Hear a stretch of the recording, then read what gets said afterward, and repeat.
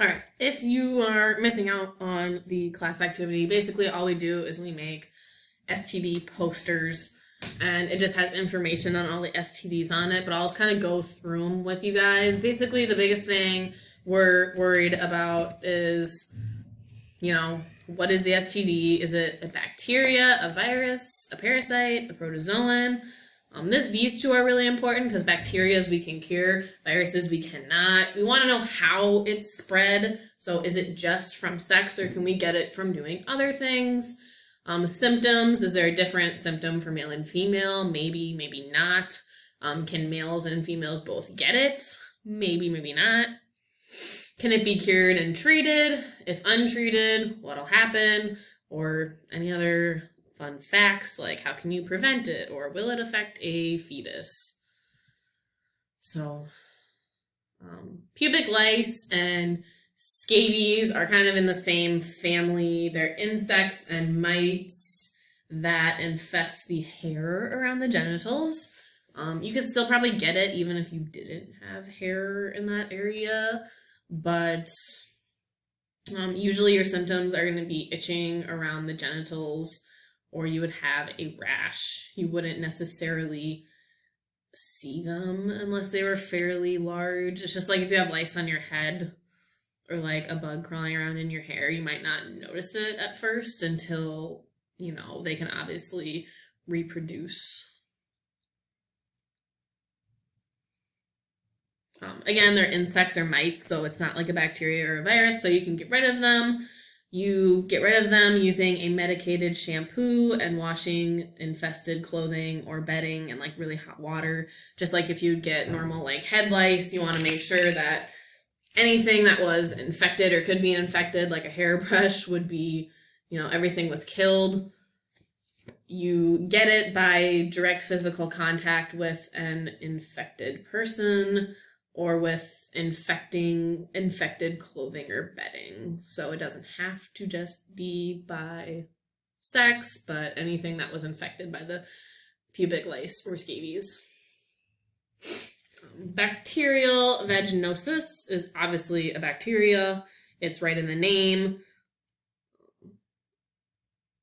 In women, it'll cause discharge, pain, itching, and burning in around the vagina. This is more common in women because, again, the vaginosis, it's in the vagina. It is spread through sexual activity and spreading.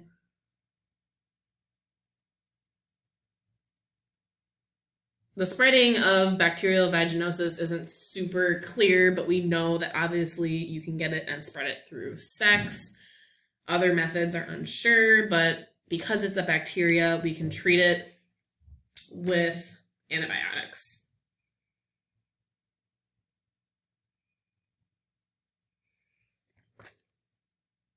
Again, it's just in the female privates. You spread it through sex. Symptoms, it could have a fishy odor, itching, burning. Cure it with antibiotics. If left untreated, there's a higher risk of developing into an STI and causing fertility problems. Some people could experience no symptoms. With chlamydia, chlamydia is the most common STI caused by a bacteria. So again, the bacterias we can cure, viruses we cannot. Chlamydia would be the most common bacterial STI. It is a very small bacteria, which, like a virus, requires a living cell in order to reproduce. If untreated, it can go up your urethra and cause issues there. In males, they often have painful, frequent urination and discharge from the penis. In females, the only symptom is usually a yellowish vaginal discharge. If untreated, chlamydia can cause a serious infection of the reproductive organs called pelvic inflammatory disease, or PID, which we'll talk about on the other side in a second here. And if you give birth, you can transmit chlamydia to your baby. And then the infected infant may suffer damage to the lungs or eyes. But we can, again, cure it with medication. Gonorrhea is another pretty common STD. This one is where you hear the clap as the nickname. But it's a bacterial STD that affects the mucous membranes of the body in obviously the genital areas. It's spread through sexual contact with the penis, vagina, mouth, anus of the infected partner. So it can be anywhere in the sexual reproductive area. It is curable because it is a bacteria. It's similar to chlamydia. Symptoms would be a thick yellowish discharge from the genitalia and a burning sensation when urinating. Again, people talk about burning when they pee.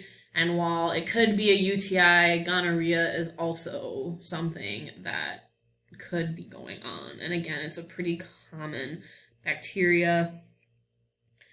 If left untreated, many other parts of the body can be infected, and it can cause fertility problems in men and women.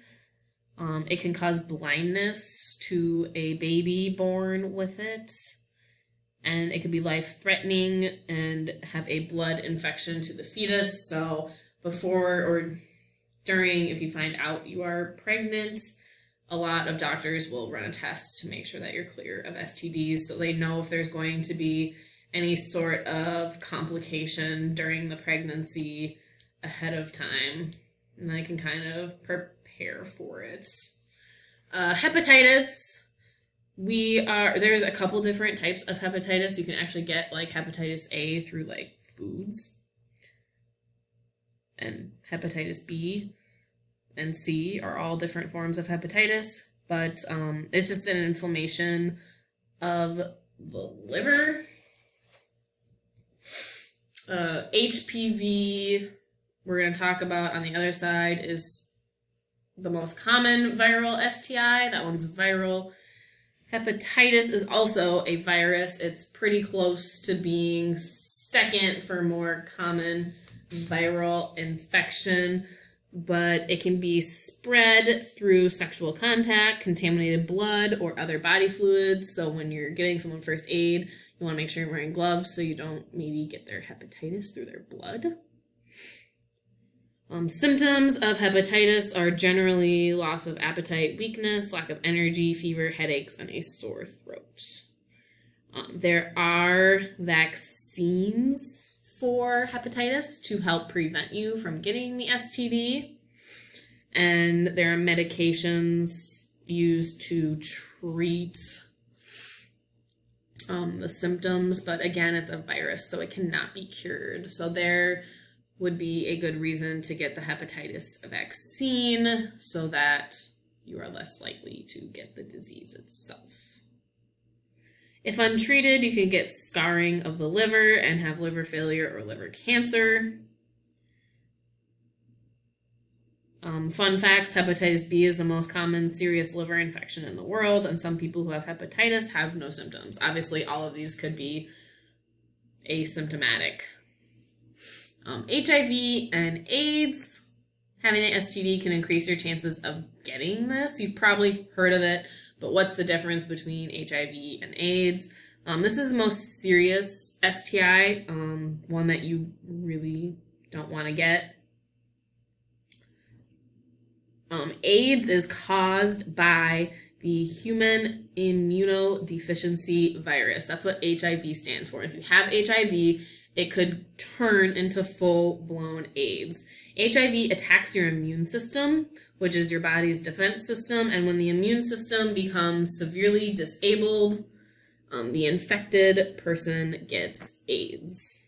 So it can make you very sick. You could be asymptomatic and still spread it, so having no symptoms. If you're symptomatic, you might experience weight loss, persistent fever, diarrhea, fungal infections. If it's full-blown AIDS, you might have a low number of T cells, which again is in our immune system. You might have more severe symptoms than if you had HIV, and you are definitely going to be more prone to infections because of your weakened immune system. A lot of people living with HIV and AIDS can manage it with medications, but it's a virus, so we can't treat it, and it is a deadly disease. A lot of people have died from HIV and AIDS. It first came to be obvious to people because the methods of transmission are sexual contact, bodily fluids, sharing needles, so through contaminated blood. If you have contact with anyone's blood and it goes into like an open cut on you, you could get it. And then a mother could give it to a baby through her breast milk. But when AIDS first came out, it was known as the gay disease because gay men having sex would transmit it to each other. But then we found out that anybody having sex could transmit it to each other. So as soon as people were educated on, safe sex and using condoms and how these STDs in general are just spread, we have decreased the number of cases significantly. And I think HIV and AIDS is definitely the one that's the hardest to live with and manage. So having any STD can increase your chances in developing this. It's super risky and dangerous in general to get any of these STDs.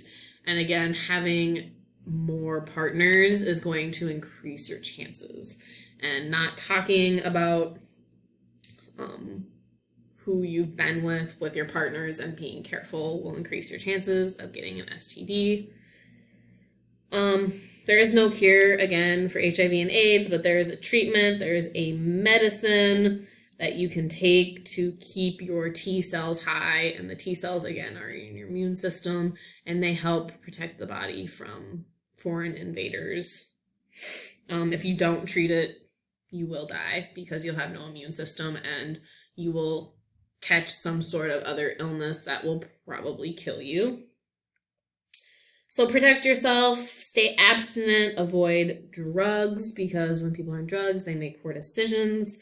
Avoid contact with blood and other bodily fluids and have obviously fewer sexual partners. Use barrier methods. Yes, you're on birth control, you might not get pregnant, but what are we doing to protect ourselves against these STDs? It's very, very important. I will talk about the other half of these STDs in another video.